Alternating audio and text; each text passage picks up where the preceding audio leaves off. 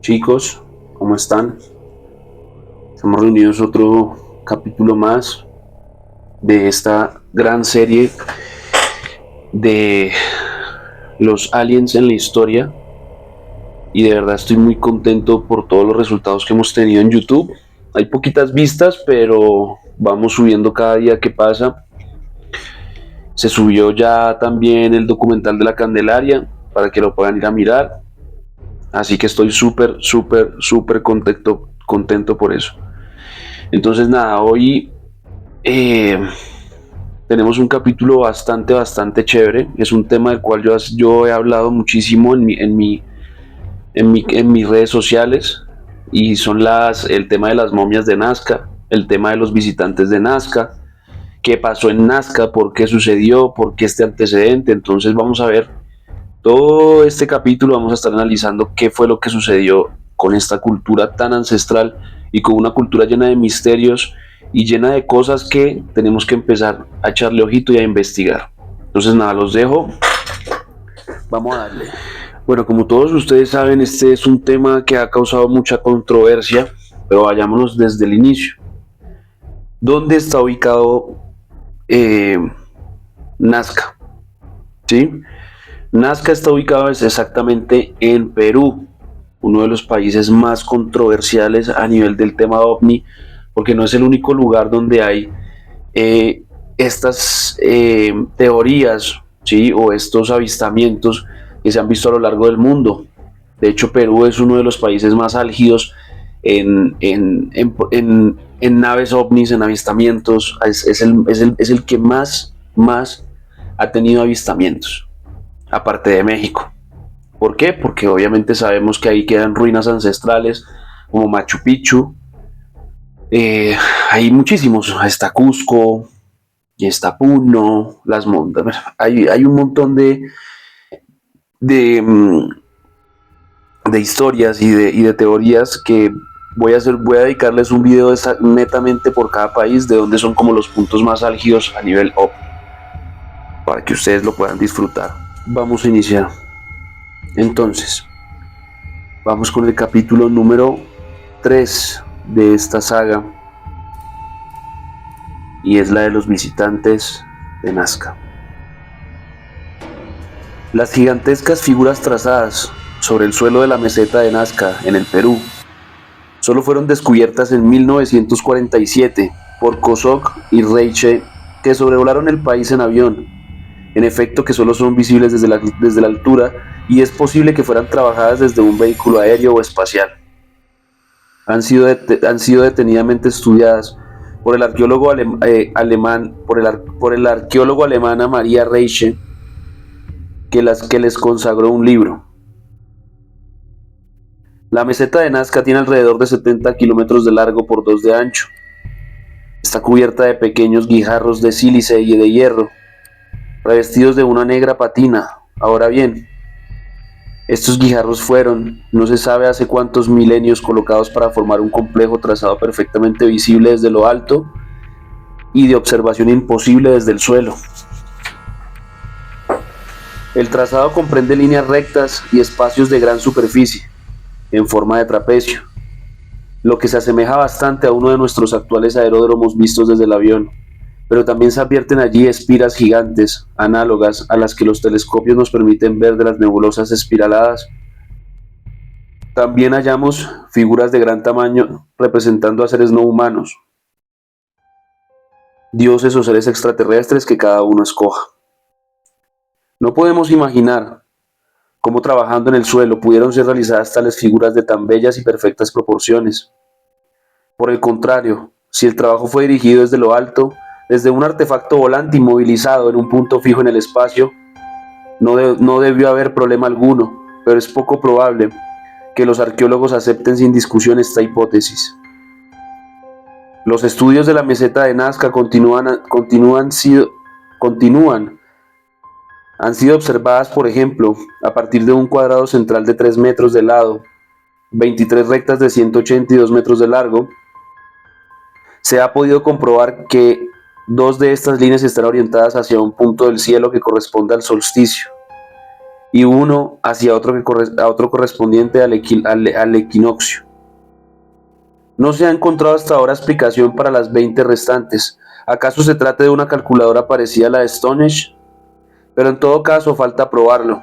El conjunto sugiere la idea de un cosmódromo, lugar sagrado de homenaje al propio tiempo, para visitantes llegados desde el espacio y cuya representación formarían parte de la construcción del cosmódromo. Ciertos seres en posesión de grandes medios técnicos hubiesen podido desplazar estos guijarros con la ayuda de máquinas adecuadas. Los guijarros fueron luego reunidos todos y al parecer considerados como sagrados, puesto que jamás fueron removidos durante miles de años. Las figuras no humanas que los habitantes del país no podían ver, puesto que no disponían de vehículos aéreos, influyeron no obstante en su arte y puede vérselas representadas en la alfarería, pero no existe razón de peso alguna para creer que la cultura correspondiente, conocida como cultura de Nazca, y que se sitúa ante 300 años antes de Cristo y 400 después de Cristo, tenga nada que ver con los trazados de Nazca. Con el mismo fundamento podría aducirse que fue Guillermo el Conquistador quien levantó Stonehenge. Los misterios del Perú son demasiado numerosos para que pueda saberse con exactitud a cuál de ellos debería ser atribuido el trazado de Nazca. Según las leyendas peruanas, el semidios Manco Cápac, fundador del imperio, llegó desde el interior de la tierra a través de lo que él relató la llamada espléndida apertura. Existirían otras dos que conducirían a otros mundos situados en el interior de la tierra. Estas puertas estarían situadas en una colina llamada de Tampu Toco, a 25 kilómetros al sudeste de Cusco.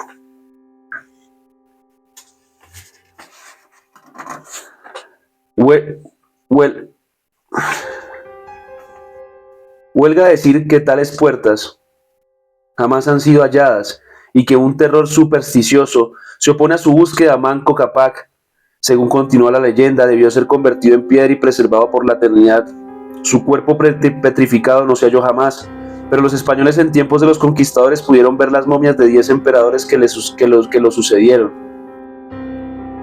No es fácil fijarle una fecha a Manco Cápac, pero no da la impresión de ser relativamente reciente en relación con desconocidos seres que levantaron sobre la meseta de Marquasi la civilización que ha descubierto y ha estudiado mi amigo Daniel Rousseau. Esta civilización se remonta por lo menos a 10.000 años antes de Jesucristo, si no a más. Esta civilización es la más antigua del mundo, ha dejado extraños monumentos labrados en la roca, utilizado una técnica que permite que las imágenes cambien según la estación. Así, por ejemplo, un personaje que aparece en invierno como un anciano se convierte en un verano en un gallardo. Aquí se origina muy probablemente el mito solar sobre la muerte y la resurrección que encontramos en tantas religiones. Entre unos 12.000 años antes de Jesucristo, época sin duda de la civilización de Marcahuasi, y 3.500 antes de Cristo, esta época en que se puede ver verosímilmente colocarse a Manco Cápac. Puede situarse lo que sea y soñar lo que cada uno quiera en particular sobre la construcción de trazados en Nazca. Se discute ásperamente sobre la localización en el tiempo de las fantásticas ruinas de Tiahuanaco y sobre su posible relación con Nazca. Poznansky les atribuye una edad fantástica anterior a la emergencia del continente sudamericano. Otras leyendas locales nos explican que Tiahuanaco fue alcanzado antes de que hubiera estrellas en el firmamento. Algunos fanáticos hacen de Tiahuanaco el centro de un imperio megalítico desaparecido. ¿Y acaso tenían razón? Los gigantescos megalitos de Tiahuanaco se encuentran a una altitud de 4.000 metros en una región lunar glacial casi desprovista de vegetación. Resulta sumamente desconcertante hallar un sitio tan inhóspito, las huellas de tan poderosa civilización. Y las estructuras de Tiahuanaco, en número de 4, tienen cada una la dimensión de 450 por 1.000 metros. Se encuentran allí pirámides, columnas y la famosa Puerta del Sol, que tiene una altura de 3 metros y un ancho de 3,75 metros y que fue tallada en un solo bloque de andesita con un peso de 10 toneladas. La Puerta del Sol muestra inscripciones en las que se ha creído descubrir un calendario venusino, astronaves y seres extraterrestres. Desde luego, estas interpretaciones son objeto de discusión. Ha sido encontrada asimismo en Tiahuanaco una estatua que representa a un ser humano con un aire asaz inquietante, de piedra roja, de 7 metros de altura y de 1,5 m y de 1,27 m de grueso. Ha llegado a decirse que las obras de Denis Sarut, del Atlantis en la Renec de Jens y la región de Jans, que esta estatua representaba un gigante en su tamaño natural. ¿Quién sabe? En todo caso, tanto en el Perú como en el Próximo Oriente ha ocurrido algo muy singular. Los arqueólogos serios sitúan la construcción de Tiahuanaco entre 1000 y 1300 años después de Jesucristo. Sus argumentos no son mejores ni peores de los arqueólogos románticos. De hecho, los clásicos reaccionan de forma energética con los excesos de los románticos, que evidentemente exageran un poco. Vamos a hacer una pausa. Aquí están relacionando, ojo, porque Tiahuanaco también data de hace muchísimos miles de años. Hay un antecedente histórico en Tiahuanaco, y es que se dice que una civilización que no tenía nada que ver con las civilizaciones actuales, mesoamericanas y latinoamericanas y centroamericanas, tenían que ver con esta civilización que habitó Tiahuanaco, y la relacionan con los creadores de las líneas de Nazca porque datan de hace más de 35.000, más de 20.000 años antes de Cristo. Entonces acá hay un antecedente histórico, hay que analizarlo, hay que saber sobreentenderlo. Continuamos. Según la historia clásica, los emperadores incas se suceden en la forma siguientes: Manco Cápac hasta 1105, Sinchi Roca 1105-1140, Yoque Yupanqui 1140-1195, Maita Cápac 1195-1230, Capac Yupanqui en 1230 hasta 1250, Inca Roca 1250-1315, Yaguar Huacac 1315 a 1347, Inca Viracocha 1347 a 1400, Yaguar Huacac de 1315 a 1345, Inca Viracocha de 1347 a 1400, Pachacuti de 1400 a 1448, Tupac Yupanqui 1448 a 1482, Guayana Cápac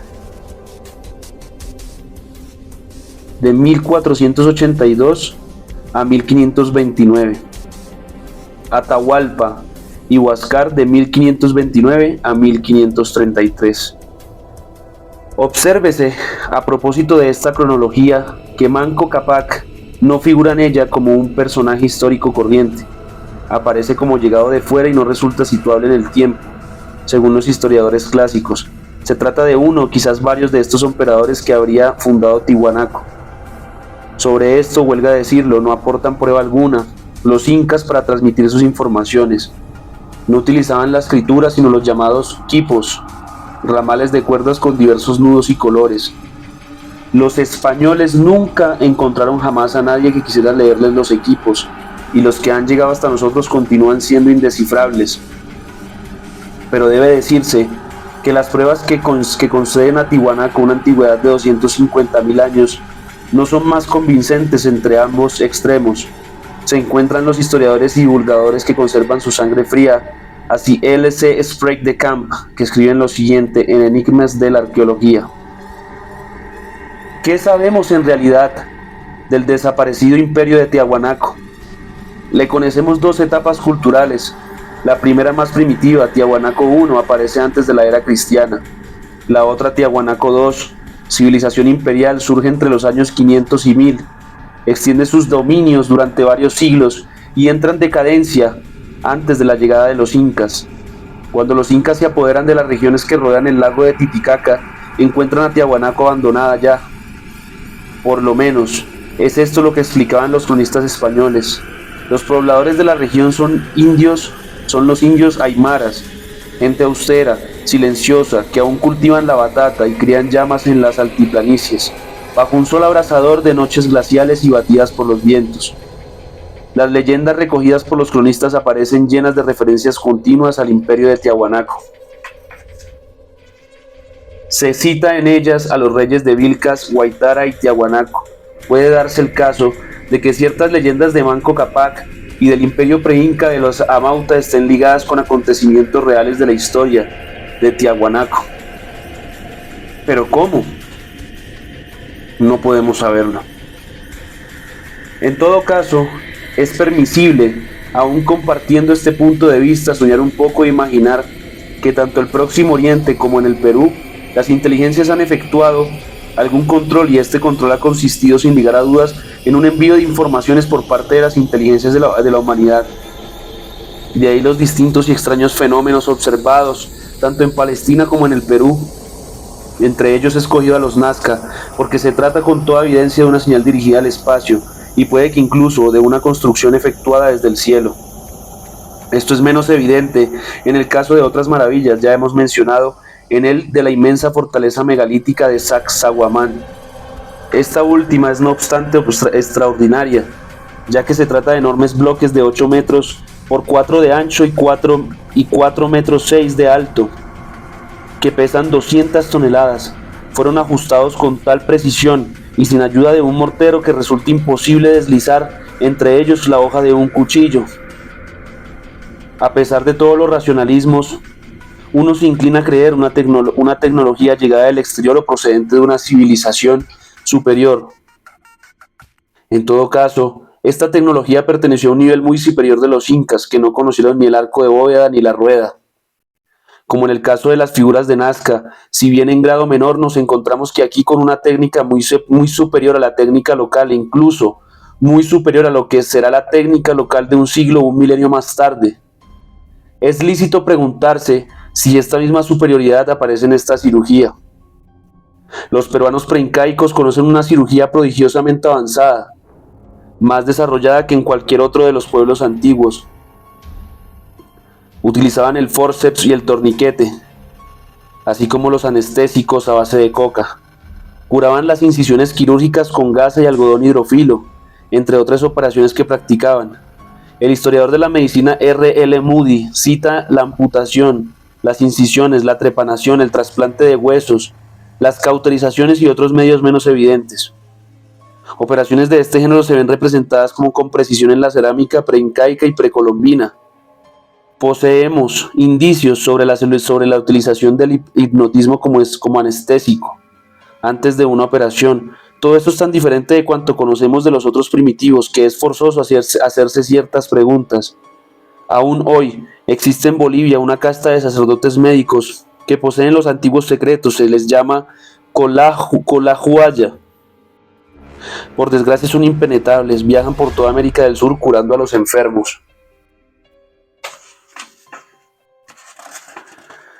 Y llevan consigo en cajitas medicamentos que no han podido ser identificados. También en este caso debe tratarse de una supervivencia en cuanto a los visitantes de Nazca, que debieron ser los primeros en llegar. Dejaron rastros que vemos aparecer en gran número de culturas peruanas diferentes entre sí y en distintas épocas. Por mi parte considero que la de Nazca es anterior a cualquier otra civilización peruana y que la llegada de los visitantes se sitúa lo más tarde en los 15.000 años antes de nuestra era, o ¿acaso antes? Las hipótesis más fantásticas inducen sin lugar a duda preguntas más fantásticas aún. ¿Por qué motivos escogieron las inteligencias Palestina y el Perú para efectuar sus intervenciones? Confieso que es todo punto posible a contestar. Por el momento esta pregunta, ¿acaso algún día métodos muy perfeccionados en el estudio de la geofísica nos permitirán fijar en la historia de los cinturones de irradiación que rodean a la Tierra y saber si tales cinturones presentan algún hueco con determinados periodos, aún recientes en la actualidad. Existen estos huecos en los polos y otros encima de África, que al parecer no tiene ninguna utilidad. Todo esto en el supuesto de que cinturones de irradiación pueden obstaculizar una operación de gran importancia sobre la Tierra. Lo que es cierto, dentro de las limitaciones de nuestras técnicas, pero no es en lo absoluto si imaginamos un dominio de las fuerzas naturales muy superior al nuestro. Por desgracia, no podemos imaginar nada fuera del cuadro de nuestros conocimientos y de lo que nos es permitido hacer. Faltos de tal posibilidad, llegamos a las predicciones ridículas tales como el viaje a la luna a bordo de una astronave, tirada por gansos salvajes, o bien esa televisión que describe Wells cuando el durmiente despierta y que la escritura estimaba posible en el siglo XXIII, y que consiste en el uso de espejos sobre lo que la luz llega mediante tubos y que ningún humilde mensajero hubiera querido saber nada en 1925. Dentro del cuadro, pues, de nuestras posibilidades, intentaré imaginar y describir lo que ocurrió en Nazca. Si algún día llegamos a conocer la verdad, mi versión seguramente parecerá ridícula, pero no puedo evitarlo. Esta descripción presenta dos variantes. El uso para fijar los trazados de Nazca de un vehículo análogo en algunos de los nuestros, el aerotren, por ejemplo, volando a 2 metros del suelo. Este artefacto que la población debió de contemplar con una mezcla de admiración y medio, levantó los guijarros aspirándolos, para arrojarlos después a los lados del trazado y dejando para la población el trabajo de colocarlos en su sitio mediante una tecnología de este orden. Bien pudieron establecerse, probablemente en un mes, los trazados de Nazca. Después de ello, el artefacto probablemente teleguiado remontó en el espacio y fue recuperado por un astronauta en una cápsula en órbita. En el Perú existen numerosas leyendas de este género, pero los especialistas, como es bien sabido, se rehúsan a tomar tales leyendas. Una segunda versión nos hace suponer que los trazados fueron hechos por la población local, siguiendo las órdenes, sino directamente de las inteligencias y por lo menos de la raza superior que lo representaba. Esto plantea algunos problemas. Si los trazados son solo visibles desde lo alto, ¿cómo hacer para comprender a las poblaciones locales lo que tenían que hacer? El profesor J. Alden Mason, sabio muy distinguido, de Curator Emeritus de la Universidad de Pensilvania, sugiere que los trazados de Nazca pudieron ser hechos teniendo a la vista un modelo reducido o un dibujo, por ejemplo. Pero ¿quién realizaría ese dibujo? Además, esta hipótesis no tiene en cuenta la enorme dificultad que significa hacer trabajar a los primitivos según el plano o una fotografía. Esto se ha intentado, sobre todo a la Segunda Guerra Mundial, para la construcción de aeródromos, y nadie consiguió el menor éxito. Creo que la hipótesis del profesor Mason debe ser rechazada. Podemos imaginarnos una escena bastante parecida a algunas de la Biblia y de las leyendas. Después de cierto número de milagros, una voz se hace oír, el pueblo se reúne y cada obrero recibe instrucciones concretas sobre lo que debe hacer en un sitio determinado. El conjunto de la maniobra está dirigido desde un helicóptero, un globo o cualquier otro artefacto apto para mantenerse en un punto fijo y que nosotros no hemos inventado aún. La obra dura años, digamos decenios, y en cuanto al fin está terminada. Las inteligencias o sus representaciones se marchan. Habrán dado a conocer cierto número de técnicas, en particular el trabajo del platino, conocido prácticamente desde siempre en el Perú, y que los europeos solo llegaron a dominar en 1730 usando métodos muy inferiores a los peruanos. Esto queda bien determinado gracias a Bersou. ¿Y para qué serviría todo este trabajo? Sin duda, para construir una especie de cosmódromo a donde llevar para que pudieran ser recuperados por artefactos relativamente sencillos y auxiliados por medios ópticos. Los registradores que recogieron toda la información sobre lo ocurrido en la Tierra. Esto es por lo que se refiere a la parte del trazado parecida a un dibujo abstracto. En lo tocante a la parte figurativa que representa seres no humanos y objetos extraños, pueden ser abducidas varias opiniones. Pueden tratarse de un simple hecho decorativo, el arte puede mezclarse con la técnica, en los aeródromos se suelen colocar plantas. Esta parte figurativa puede representar también, de acuerdo con la época, las constelaciones celestes que los visitantes que querían aparecer asociados. Está fuerte que las interpretaciones sean completamente falsas. Lo que arqueólogos denominan animal desconocido puede representar a los visitantes, y lo que llaman ballena quizás sea de hecho una aeronave. Si un arqueólogo contemporáneo incluso volviera a hacer una representación del vehículo LEM que se ha posado sobre la luna, quizá llegaría sin vacilar a la conclusión de que se trata de un insecto. Será necesario sin duda descifrar con mucha atención las figuras abstractas para saber si las espirales corresponden a nebulosas conocidas, como es el caso de las espirales análogas descubiertas en Siberia.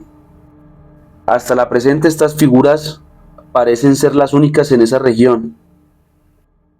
La observación del Perú por medio de satélite quizá nos proporcione informaciones interesantes. Cabe esperar que un día pueda sobrevolar el Perú un satélite arqueológico que tome buen número de fotografías. También ha sido hallado cerca del río Nazca, en Cahuachi, un singular paraje bautizado de nombre Stonehenge de madera.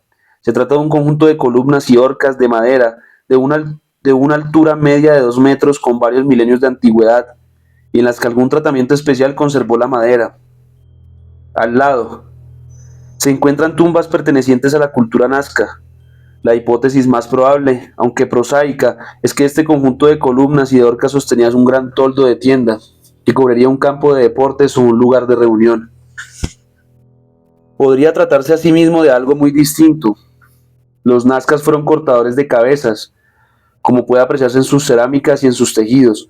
¿Se ornaron acaso los pilares y las horcas de Stonehenge de madera con cabezas enemigas después de cada victoria? ¿O se trata quizá de algo que no podemos imaginar? No resulta evidente que exista aquí una relación con los trazados de Nazca. Sin embargo, el pensamiento Nazca parece ser muy distinto al nuestro. Así, por ejemplo, se trata del único pueblo conocido cuyas tumbas aparecen en forma de botella. En estas tumbas ha sido hallada cerámica que representa felinos con casco de escafandristas, de escafandristas, perdón. Resulta seductor imaginar que tales cerámicas representen a los visitantes de Nazca, pero la verdad es sin duda mucho más complicada. Los nazcas no alzaron pirámides ni edificios megalíticos ciclópeos. Por este motivo parece poco probable que la llamada cultura nazca, que pueda situarse seguramente entre los años 300 antes de nuestra era y 400 años más tarde, tengan algo que ver con los trazados de Nazca. Estos ya deberían de existir. No olvidemos que el hombre aparece en América del Sur por lo menos 10.000 años, sino más, antes de que Europa. La determinación de las fechas mediante el radiocarbono no sirve en América del Sur.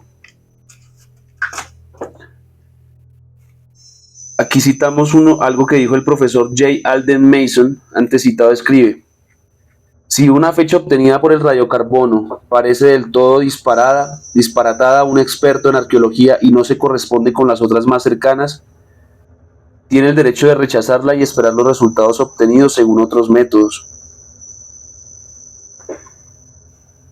El eminente sabio no nos dice si lo recíproco también es aceptable, si tenemos el derecho de rechazar las fechas obtenidas por métodos clásicos cuando aquellas no coinciden con las proporcionadas por la física o la química, y a veces resulta muy tentador de hacerlo. En los Andes, mezclados en las tumbas con huesos de mastodontes, han sido encontrados cráneos de una raza hasta ahora totalmente desconocida con una antigüedad de por lo menos 20.000 años. Resulta posible entonces pensar que estos hombres realizaron o vieron realizarse hace cosa de unos 15.000 años los trazados de Nazca. Sin duda, podríamos llegar a precisar más si pudiéramos sin duda, podríamos llegar a precisar más si pudiéramos fechar los trazados de Nazca, analizando por su parte abstracta con un ordenador, como ha hecho en Stonehenge. Claro que así se obtiene una fecha muy anterior a las civilizaciones conocidas. Los arqueólogos van a poner el grito en el cielo por no concordar semejante realidad con sus teorías, y no obstante, se vieron obligados a admitir que el calendario lunar paleolítico establecido por Alexander Marchak, utilizando piedras pulidas y huesos, calendario que tiene por lo menos 30.000 años, suponiendo que se trate de un calendario. El de Nazca sería probablemente más antiguo. Resulta imposible datar con radiocarbono los objetos de oro y de platino, y muchos y muy extraños se encuentran en el Perú, trabajados con métodos que, como escribió J. Alden Mason, fueron hallados en el propio Perú, o bien proceden o no se sabe de dónde. Y sería interesante saberlo, no piense en Egipto, los egipcios conocían el platino. Por desgracia, los españoles fundieron la mayoría de estos objetos para transformarlos en lingotes de más fácil transporte a España. Probablemente será más fácil dar con las principales explicaciones sobre los trazados de Nazca, aunque se nos escapen algunos detalles, que conseguir la prueba de que ciertas técnicas se difundieron a partir de Nazca. Conviene no olvidar que como los españoles, los incas eran conquistadores y destruyeron las civilizaciones anteriores. Debido a que esta doble destrucción, nos queda mucho menos información sobre las civilizaciones preincaicas de lo que comúnmente se cree. La historia conocida de los incas empieza muy recientemente en 1438 a.C., con el emperador Pachacuti, que sucedió a un personaje medio legendario, Viracocha, a cuyo hijo destronó Pachacuti. Comenzó la formación de un inmenso imperio que se extendía hasta el Ecuador por el norte y cuyo centro estaba en Chile. Este imperio de una longitud de 5.000 kilómetros comprende un territorio cerca de 1.000.000 de kilómetros. Pachacuti puede ser comparado a Alejandro Magno, a Gengis Khan y a Napoleón. Como ellos, fue un gran destructor, hizo quemar documentos, destruyó poblados, arrasó monumentos y alzó otros en su lugar. Sus sucesores continúan esta política de conquista por toda la América del Sur. También hacen la guerra a una civilización hasta hoy desconocida por nosotros y que a veces ha sido situada en las Islas Galápagos, otras en las llamadas Santiago o Florena. Este último punto de vista es el Tor Heyerdahl, pero como ocurre con frecuencia en su caso, los hechos casan mal con su fértil imaginación. Ignoramos, por lo tanto, cuál fue de esta civilización insular. Parece haber desaparecido por completo, y es una verdadera lástima. Nos gustaría saber si tenía o no la costumbre de trazar inscripciones dirigidas hacia el firmamento. El emperador Pachacuti abdicó la inverosímil pero auténtica edad de 125 años y colocó en el trono a su hijo bajo su reinado. El imperio inca absorbió los restos de civilizaciones hoy absolutamente desconocidas. No es fácil hacerse una idea acerca de lo que pudo ser este imperio antes de la llegada de los españoles. En el momento de la invasión española, el imperio inca comprendía un territorio tan grande como Francia, los países de Benelux, Suiza e Italia juntos.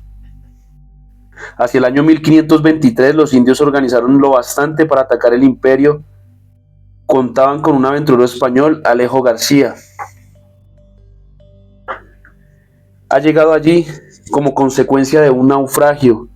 Este fue el primer europeo que conoció a los incas. Pizarro solo llegó 10 años más tarde, y según los cronistas de la época, si García hubiera podido escribir sus memorias antes de ser muerto de combate, hubiese podido contarnos maravillas, pues poseía fuentes de información aparte de las de los incas. Su muerte en el Paraguay fue sin duda una de las más grandes ocasiones malogradas de la historia. Los incas, su clase dirigente por lo menos, no sentían curiosidad histórica alguna y no parecían haberse preocupado gran cosa por los misterios que hallaron en los países conquistados. Estaban al corriente, no obstante, de las profecías existentes sobre el retorno de los grandes antiguos, que debían presentarse con unos hombres de rostro pálido y acompañados de extraños animales. Por desgracia para ellos, tomaron a los españoles por esos semidioses de vuelta del exterior, y esto permitió a 180 españoles conquistar un imperio de 16 millones de habitantes. Semejante conquista no tiene parecido en la historia. ¿Acaso se veía reproducida si algún día los habitantes de la Tierra son atacados por los dioses ancestrales desde otro planeta?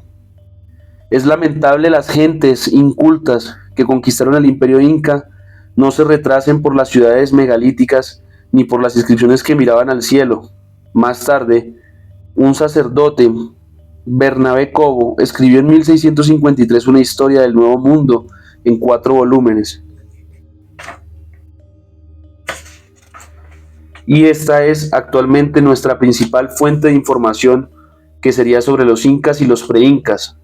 No se ha hecho ninguna criba o examen minucioso de esta obra.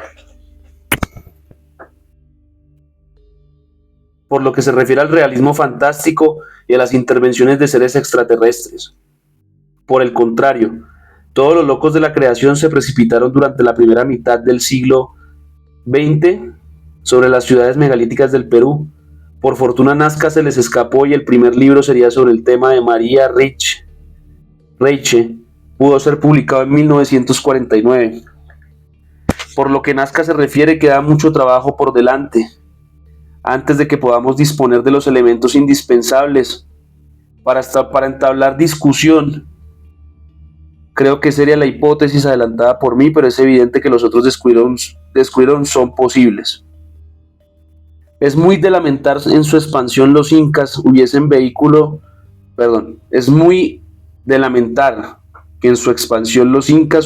vencido a los chimús, pueblo más refinado que vivía en las ciudades organizadas por barrios, divididos a su vez en calles muy bien estructuradas, y que poseían en fin una vida social bastante compleja.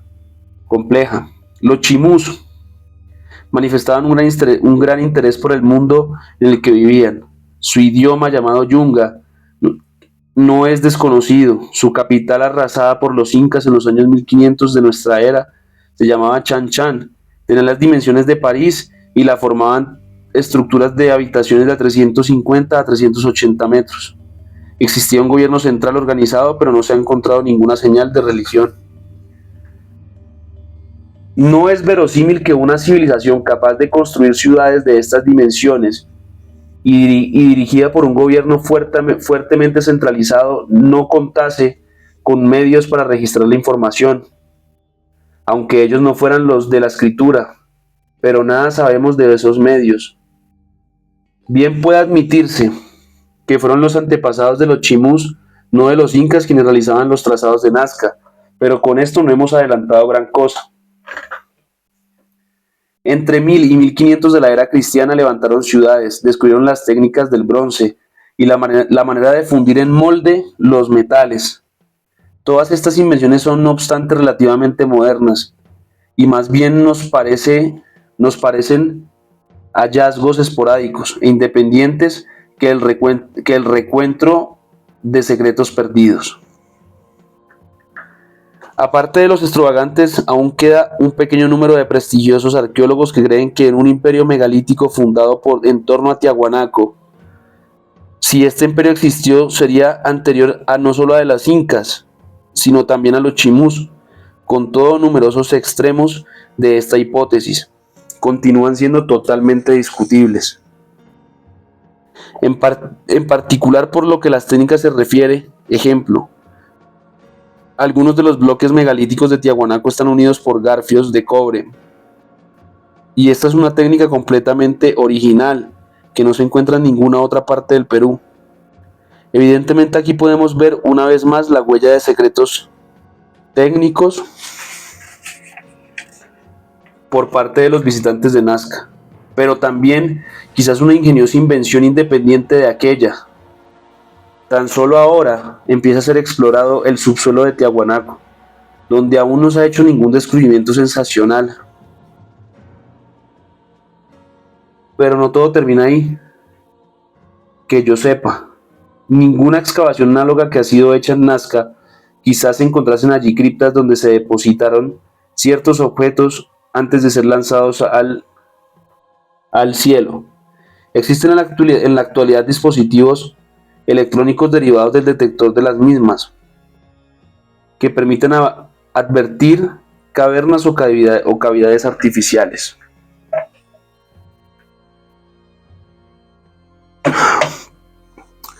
Esperemos que algún día nos sirvamos de ellas para explorar el Perú. Resulta extraño que nadie haya asociado alguna de las tranzas de Nazca a un cometa. Los incas tenían un miedo especial a los cometas y renunciaron a su lucha contra los españoles en cuanto se le apareció un cometa. ¿No tendrá esto que ver con algún recuerdo de extraños fenómenos relacionados con el cielo? Es cierto, existe, es cierto, una relación entre las razas de Nazca y el calendario venuismo, e incluso, quizá con el tiempo, el propio sistema solar. Se ha intentado interpretar ciertos bajos relieves y algunas cerámicas del Perú como mapas del mundo, del que Tiahuanaco resultaría ser el centro. Esto concierne a todas las teorías que le pretenden. Considerar a Tiahuanaco como el origen no solo de las civilizaciones sudamericanas, sino de todas las civilizaciones del mundo. Lo mismo podría hacerse y decirse con respecto a Nazca, por dudo mucho que fuera de provecho alguno. El fenómeno de Nazca es extraño, pero no parece que haya tenido resonancias. Bueno, muchachos, terminamos este estupendo capítulo. A mí me gustó muchísimo. Creo que es un tema bastante complejo de poder socializarlo, perdón, porque son ciudades que son muy antiguas, que todo el mundo se comía el cuento de que eso provenía de esas culturas indígenas, pero eso tiene muchos años, llegaron hace muchos milenios atrás, antes que los incas.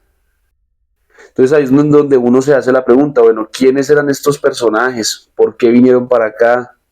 ¿Qué necesitan? ¿Sí? Esos son los interrogantes. Espero que les haya gustado mucho este video. Ya vamos a subir todo el contenido a YouTube, a Spotify, para que estén pendientes y no dejen de seguir estas plataformas. Así que nada, muchachos, espero que les haya gustado este libro.